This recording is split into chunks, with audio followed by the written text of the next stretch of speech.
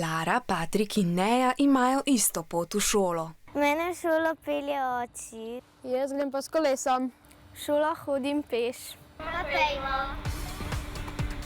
Ker Lara še nima 12 let oziroma ker še ni visoka 150 cm, sedi v avtu na zadnjih sedežih.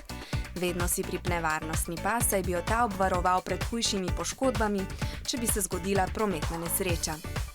Patrik nikoli ne pozabi čelade, ki bi obvarovala njegovo glavo, če bi padel, in je hkrati odličen modni dodatek. Kolo je opremil s številnimi odsevniki, da ga drugi udeleženci v prometu hitro opazijo.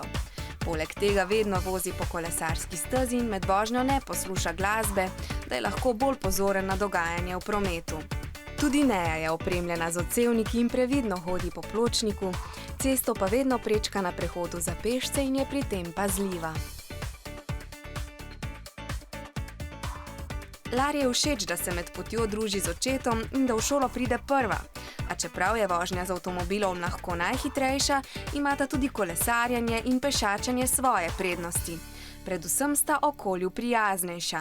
Dobro je, da se zjutraj že malo razgibam in da grem lahko v šolo s prijatelji. Všeč mi je, da sem hitreje v šoli in da lahko dalje spim. Ni mi pa všeč, da ne moram v šolo s kolesom po zimi ali v dežju. Peš, z avtom ali s kolesom, predvsem je pomembno, da na poti v šolo pazite nase.